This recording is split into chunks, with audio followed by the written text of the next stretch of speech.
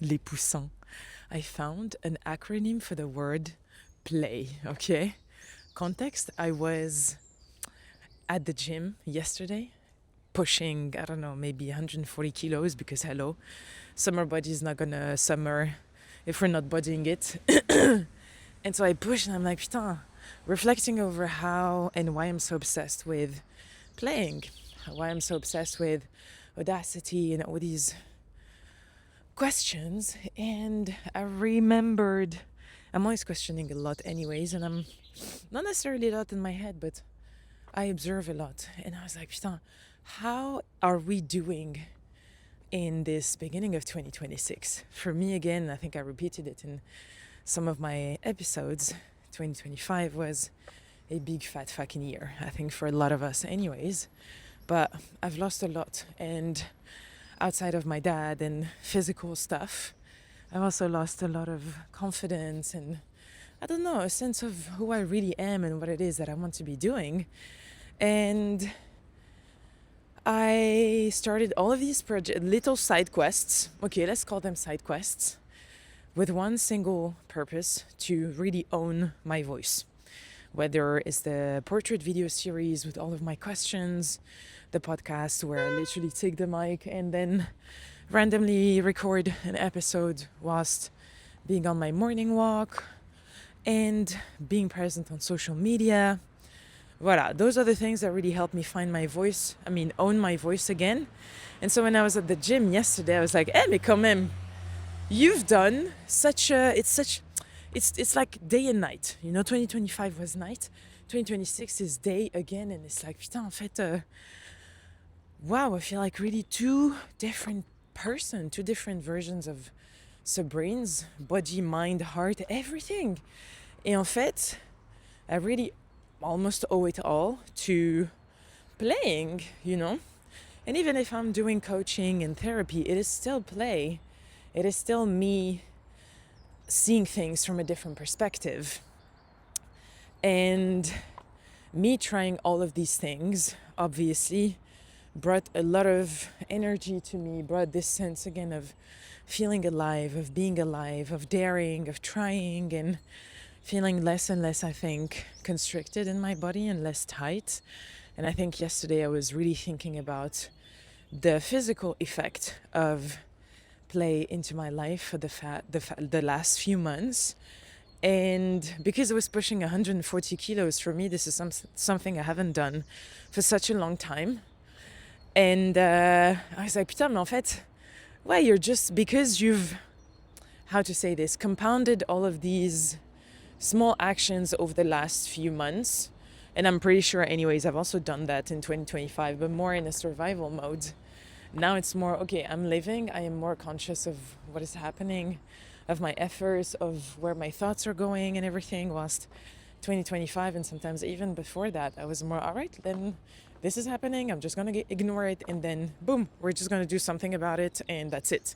But now the actions that I'm taking feel more conscious, and I think maybe that's why we say it's aligned, because it feels good also in my body. It's less out of reactivity because before, even my business, even my entire life, it was always out of like being reactive. Something happens, boom, I'm resourceful. Oh, les petites fleurs, elles sont trop mignonnes. Oh, they smell good. It was always out of reaction, okay? And if I look at 2025, when I lost my dad, I was like, all right, well, he was sick, so life moves on. We don't grieve, and then let's just go. Though you're getting kicked out of your house, well, we didn't want to live in this house anyway, so c'est pas grave. The business, I closed it. Well, I wasn't really aligned anymore with my business, so c'est pas grave. And the rest of 2025 was the same. So it was always, wow, it was always out of reaction. And now it's really more, okay, this is happening. I don't want to do that. It doesn't feel right.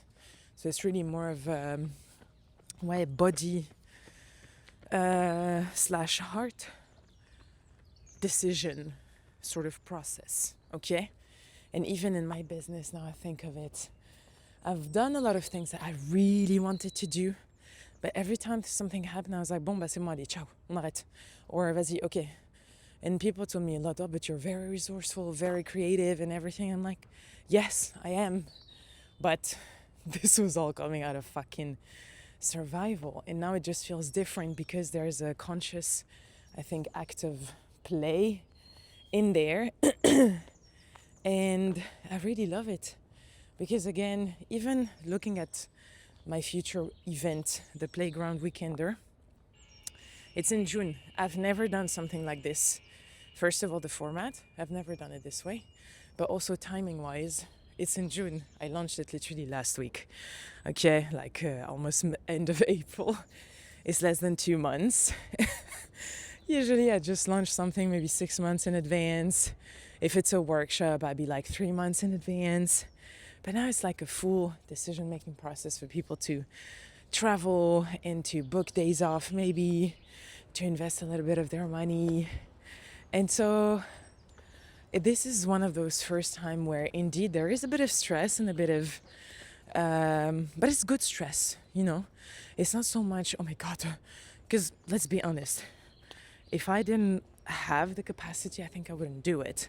I'm doing this because, well, I don't have anything to prove. I really genuinely want to do it. And it's my first, for me, it's a celebration because I'm like, oh, wow, okay, so all these months of playing, of letting your body loose, you know, and just like doing things because you wanted to do them or doing things for the sake of doing them, even if it didn't make sense, eh ben, this pays off. Because even in that process, again, I'm stressed some days, and because I'm gonna have my period, I feel anxious. But I am nonetheless super excited, and I don't see it as something totally impossible because I am visualizing every morning, every evening, and I'm just like, okay, who is the person doing all of this and having all of this? Who is the version of Sabrine who already is in Portugal with all of her 12 little petits poussins, having the time of her life and having the time of her life with these people, and just, you know, who is this person? Eh ben, it's a person who is calm, who is not reactive, who is not in the rush, who is not over giving, who is not proving anything to anyone or overselling or being someone else on social media or on the podcast or anything. She's just really herself. And I think that honestly we forget to focus on that part when we have goals and projects and whatever. We just have a tendency to focus so much on the result and the outcome that we just forget about the whole process of becoming this person. Like, do you want to have what it is that you want to have in a stressful way, being a stressed person and having, you know, shit relationships with your people because you're so tight and so like, oh my God, no, this needs to happen now? Or do you just want to be like, hey, okay, well, this event is going to happen. Nonetheless, I am chill. I'm going to get the results that I want. People are going to come, and I'm still going to be a very decent human being in the process. And this, for me, the last few months has changed a lot. Because, as I said, a lot of reactivity, a lot of aggression, a lot of survival also. Because that's what I've been learning my whole life. It's like, my mom used to be like that too. And I guess also maybe my dad. We grew up like this. My dad had his company. So I guess that I absorbed that as well. But even when my parents divorced, for me, it was just my mom and my brother. So my mom was, and my dad and my mom, and seeing her like, you know, hustle, grind, move from one job to another. Like my mom had 4 jobs during the day. Okay. So this is how I've lived. And this is how I grew up seeing this, you know. So it's always about, all right, let's just do things. So I'm very happy that I got this action mode, go on. Mais quand même, 34 years of that, eh ben, c'est un peu trop. It's a bit much, you know.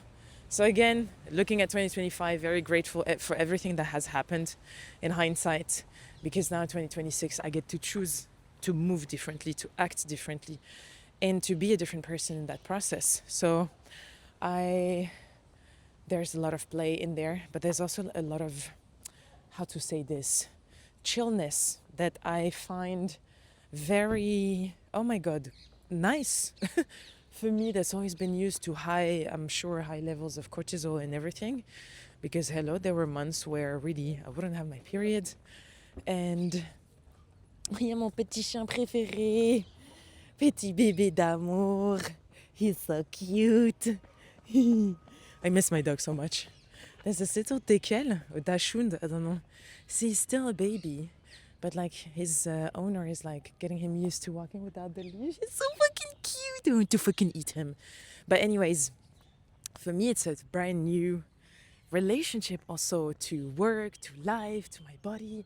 Like I have this renewed and exacerbated sense of wonder, being amazed, being in awe, being mesmerized that everything that you can putain, my eye, that you can actually do. There's a beast in my eye. Yeah, all the things that you can actually do when you're in a calmer state of mind, you know. And this is how playing got me into that. And maybe people think that playing is this thing of like, yeah, let's just scream and run like fucking kids in the playground. But a bit, I'm not gonna lie. But it's also in those moments where you can just walk around, chill, with no phones. And maybe this looks like fucking mindfulness or anything, but for me it's still playing, because the sense of play is you have that wonder in your eye, you're in your eyes, you have that sense of, oh my god, I am mesmerized. And I'm gonna give you a proper example. Every day when I wake up, the first thing that I do is go to the Parc des Buttes in front of my place, because this is the future version of Sabou. She's not on her phone when she wakes up. She literally washes her face. She's brushing her teeth. She's just wearing something, because obviously you don't want to go out naked. Oh, bébé chien d'amour, he's so beautiful. He looks like my dog, but like twice as big, and also like a lion. Anyways, and then I just go to the park and I do the same. Obviously, I just change a bit the routes, but it's always the same thing. I always do the same thing. I go into the park, and there's this when you enter, it's like, it feels like Narnia, like you're covered by all these trees, and I'm like, c'est bon, I can relax, you know. And then I go to the waterfall, and then I dump all of my worries, all of my doubts and insecurities. And then I just go to my favorite place where I get to smell my roses. I don't know if it's roses, it's a pink flower, and it smells so fucking good. And then I just meditate. I do my visualization, and then I just keep walking, and it just lasts an hour, maybe less, maybe more. And then now, also my favorite part is to say good morning to this guy that I see every day, wait for it, and then smell my jasmine flowers, because this is really just like my favorite part of the day. Bonjour. I love your sweater. Voilà. Every day we say good morning to each other. We still don't know each other's names, but this is how I usually wake up. Attends, I'm gonna smell les petites fleurs de jasmin. Oh là là. Ah putain, en plus my nose is a bit stuck, but I don't know, it's my routine. And then jasmine obviously reminds me of Tunisia, le Café des Délices in Sidi Bou Said.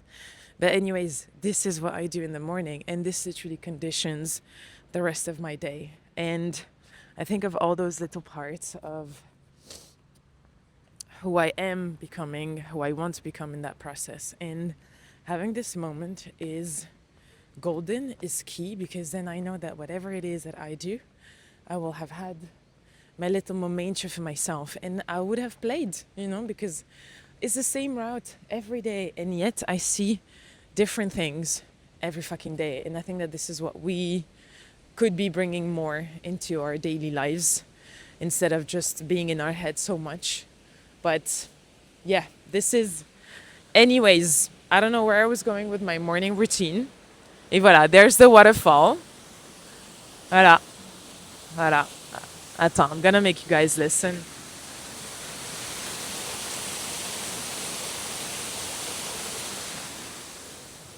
Voilà, this is where I literally dump everything.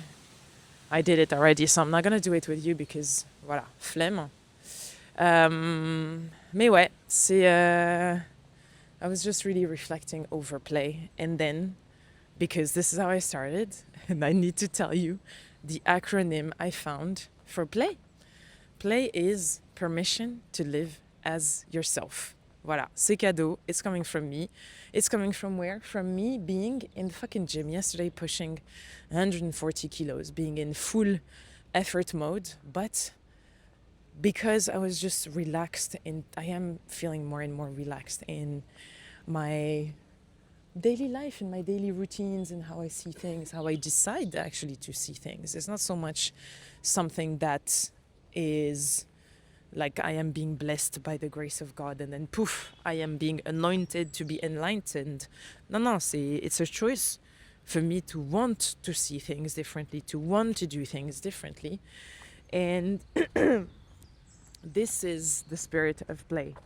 This is also the spirit of the playground. Like, you don't have to take life that seriously. And I think that because we do take it seriously, we have all of these fucking sicknesses in our bodies and being so tight and constricted and feeling fucking constipated in how we show up into the world, at work, with our families and our relationships, even with our dreams, man. Even like putting up something as exciting as a business, an idea, a project. It requires such a big amount of mental jujitsu over, yeah, but I don't have the skills, but I don't have this, but I don't have that, but I need more experience. Like the infamous conversation of, I am just gonna wait to see another year how all of this goes, and then I'll just make a decision. I'm like, me, can you imagine? And this is the reminder that my mom shared with me this morning, because I'm gonna have my period again, so I feel slightly emotional and hypersensitive about everything. And so she said, dude, yeah, you woke up, you have a roof over your head, you were sleeping. And she said something that I think is present in the Quran, is that sleeping at night is a little death, because you never know if you're gonna wake up. And it's so funny because every morning when I write, is the first thing that I say is, thank you God for waking me up again, for giving me another chance. Because indeed, you never know if you're gonna wake up or not. You can be the healthiest person. If God decides to take your soul, He's gonna take your soul, and there's no questions asked. There's no bargaining. There is nothing. So when she said that, I was like, mais putain, mais oui en fait. And then obviously she reminded me that a house, a home, food, safety, money, all of this is present. So why should you be worrying? You know, like I'm not going to go into the tangent of, people have it worse than us and whatever, but that is true. And I think that when you come back to that also, and come back to the fact that you have literally zero control over the outcome, over the result, then the only thing that is left to do is really live and play. You have another chance at life every single fucking day. What do you do with it? Do you go back to being constipated in your body, feeling tight, and a throat that is closing, your jaw is tight, like your lines are appearing in your forehead, you're just like so stiff? Do you go in that direction, or do you just go like, hey, tranquille, viens, on se dessert le trou de balle. Let's just unclench our buttholes, and then let's just live and do our very best in a calm manner, in a chill manner, with excitement, with amazement, with being mesmerized, in awe, with wonder in our eyes, just like the little kids that we were when we were playing in the playground.